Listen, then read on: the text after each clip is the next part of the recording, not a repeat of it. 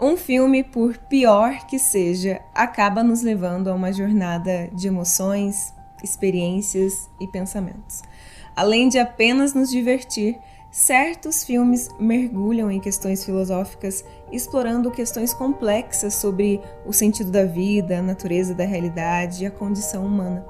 Esses filmes vão além das histórias superficiais e entram no reino dos conceitos e ideias abstratos, nos desafiando a pensar além do que sabemos e a questionar nossas próprias crenças.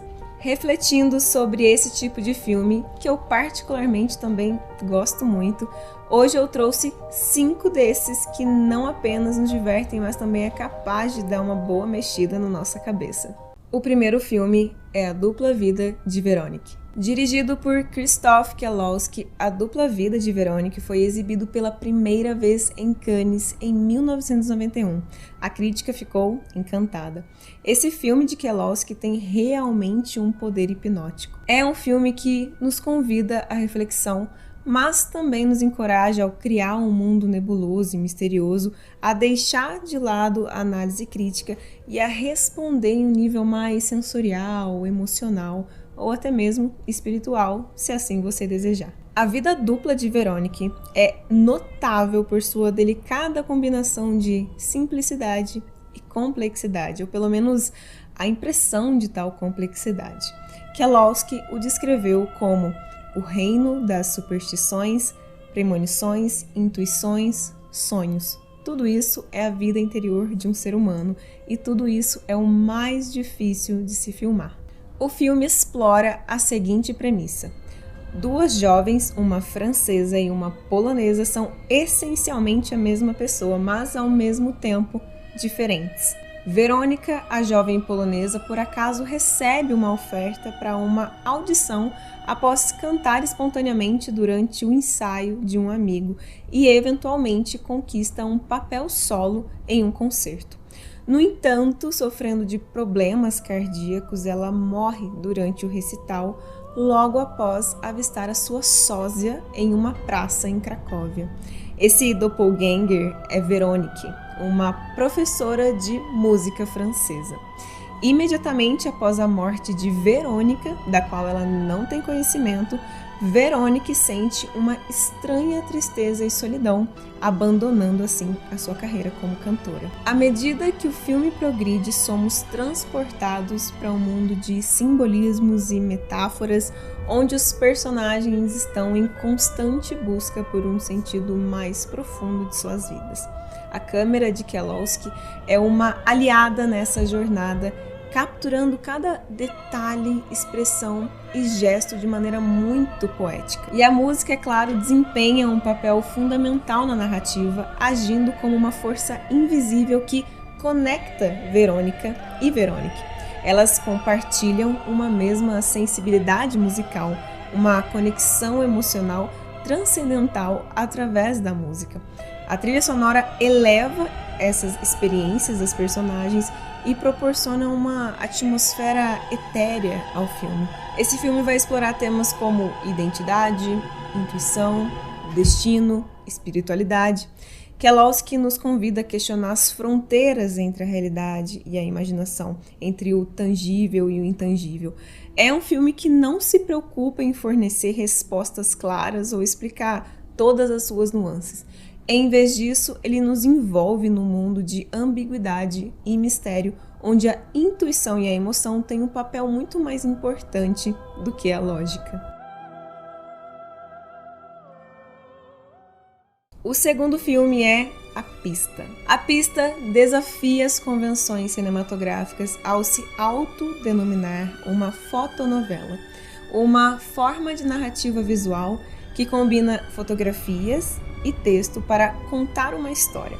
Embora seja comumente associado aos quadrinhos fotográficos populares na década de 50 e 60, o filme transcende esse rótulo ao explorar temas muito mais complexos. A história se passa em um futuro pós-apocalíptico, onde um homem sem nome é enviado de volta no tempo por cientistas em busca de uma fonte de energia ou sustento para a sobrevivência.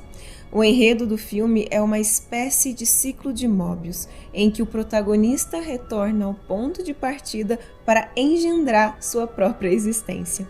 Sua jornada é contada principalmente por meio de fotografias em preto e branco, acompanhadas de música, narração em off e efeitos sonoros. Esse filme subverte a percepção convencional do tempo e do movimento no cinema.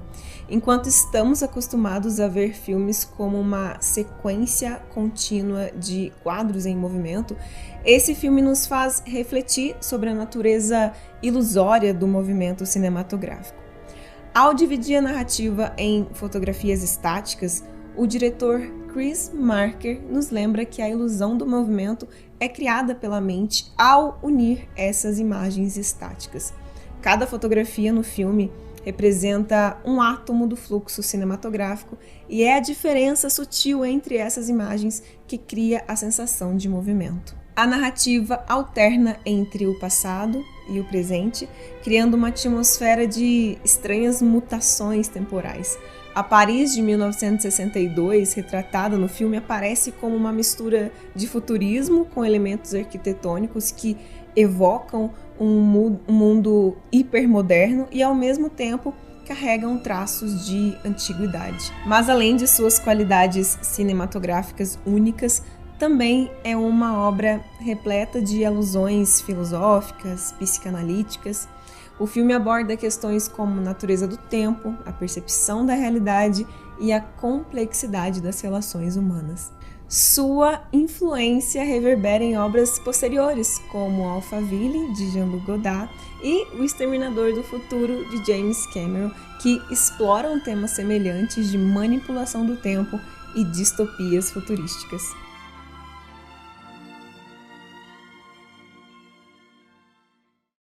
O terceiro filme é Holy Motors, de 2012. Holy Motors, dirigido por Leos Carax, é um filme que mergulha num território mais surrealista. A história do filme segue um homem chamado Monsieur Oscar, interpretado por Denis Lavant, que embarca numa jornada misteriosa ao longo de um dia. Ele viaja numa limusine branca, assumindo diferentes identidades e desempenhando uma variedade de papéis. Através dessas transformações, Oscar se torna um idoso, um assassino, um pai de família e muitos outros personagens, cada um com sua própria história e motivações. Essa estrutura fragmentada e multifacetada da narrativa de Carax permite que ele explore a natureza da interpretação e da representação. O filme questiona a ideia de uma identidade fixa, sugerindo que todos nós somos atores numa peça maior, desempenhando papéis diferentes em diferentes momentos de nossas vidas. Essa reflexão sobre a multiplicidade de identidades humanas é aprofundada por meio das performances impressionantes de Denis Lavant, que se entrega completamente a cada personagem que interpreta. Além disso, Holy Motors também aborda o papel do cinema como um meio de contar histórias e criar ilusões. Carax faz referências diretas ao cinema ao apresentar uma cena em que Oscar visita um cemitério de filmes antigos. Essa cena simboliza o luto pela perda da era analógica do cinema e também destaca a fugacidade da arte cinematográfica. Através de sua técnica, Carax evoca uma sensação de nostalgia e melancolia enquanto reflete sobre a evolução da tecnologia e sua influência na forma como percebemos a realidade. Outro aspecto de Holy Motors é sua estética visual. O filme é repleto de imagens vívidas e surrealistas que se assemelham a um sonho. Ele utiliza uma paleta de cores bem vibrante e contrastante para criar um mundo onírico que oscila entre o belo e o perturbador. Essa abordagem visual com certeza intensifica a atmosfera enigmática do filme, adicionando camadas de significado e contribuindo, claro, para sua experiência mais sensorial.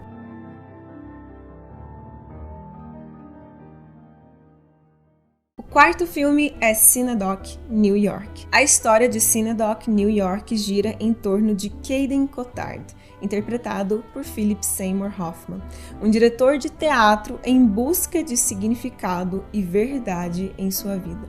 Confrontado com sua própria mortalidade, Caden embarca num ambicioso projeto artístico: criar uma produção teatral que reproduza fielmente a vida real, com uma equipe de atores interpretando personagens baseados em pessoas reais, incluindo a si mesmo. A narrativa de Kaufman também subverte noções tradicionais de tempo e realidade. O filme mergulha em camadas dentro de camadas à medida que o projeto teatral de Caden se torna cada vez mais grandioso e caótico. A linha entre a ficção e a realidade se desfaz, deixando o espectador imerso num labirinto existencial onde não há fronteiras claras entre o que é real e o que está sendo encenado. Uma das metáforas centrais do filme é a cidade fictícia a qual o título faz referência, Cinedoc. Essa cidade em escala reduzida, na qual Caden constrói seu teatro, é uma representação microcósmica da vida em si. Assim como a cidade cresce e se expande, tornam-se cada vez mais complexa, a jornada de Caden em busca de significado e compreensão também se torna cada vez mais labiríntica e desafiadora. À medida que Caden se aprofunda em seu projeto teatral, ele se perde em uma miríade de papéis e personas, misturando sua própria identidade com as de seus atores. Kaufman questiona a natureza da identidade pessoal, sugerindo que somos todos uma coleção de fragmentos e máscaras que assumimos ao longo da vida. E o último filme é Stalker, de Andrei Tarkovsky. A história de Stalker se passa num futuro distópico, onde um guia leva um escritor e um cientista a uma misteriosa zona, uma área proibida e perigosa, repleta de armadilhas mortais e onde se diz que os desejos mais profundos das pessoas são realizados. À medida que os personagens exploram a zona, enfrentam não apenas os perigos físicos, mas também desafios existenciais e emocionais que os forçam a confrontar seus medos e questionar suas próprias percepções de realidade. Tarkovsky utilizou a fotografia de maneira magistral em Stalker. A paleta de cores é predominantemente dessaturada e sombria, criando uma atmosfera opressiva e melancólica. No entanto, quando os personagens finalmente entram na zona, a fotografia se transforma, apresentando cores mais vibrantes e intensas, simbolizando uma possibilidade de transformação. As atuações em Stalker são sutis e profundamente humanas. Tarkovsky trabalha com um elenco muito talentoso. O Stalker, interpretado por Alexander Kaidanovsky, transmite uma mistura intrigante de desespero, determinação e esperança. O escritor, interpretado por Anatoly Solonitsyn, expressa uma profunda inquietação existencial e uma busca incansável por inspiração. E o cientista, interpretado por Nikolai Grinko, representa a racionalidade e a curiosidade intelectual. A interação entre esses personagens é simplesmente genial. Uma das características marcantes de Tarkovsky como diretor é sua capacidade de criar cenas longas e contemplativas. Em Stalker, isso é especialmente evidente nas sequências em que os personagens atravessam a paisagem da zona. Estes planos sequência, combinados com movimentos de câmera lentos, contribuem para a sensação de imersão e introspecção que permeia todo o filme. Tarkovsky é conhecido por suas referências e influências nas suas obras. E Stalker não é exceção. O filme é baseado vagamente no romance Piquenique à Beira da Estrada dos irmãos Strugatsky, mas Tarkovsky adiciona sua própria visão e interpretação, transformando a história em uma meditação profundamente pessoal e filosófica sobre a busca pelo sentido da vida. Você já conhece algum desses filmes? Já viu? Gosta de algum deles? Me fala aqui nos comentários. E se você quiser, me indica mais filmes com temáticas filosóficas, filmes cerebrais, para aumentar essa lista. Eu te vejo até o próximo vídeo.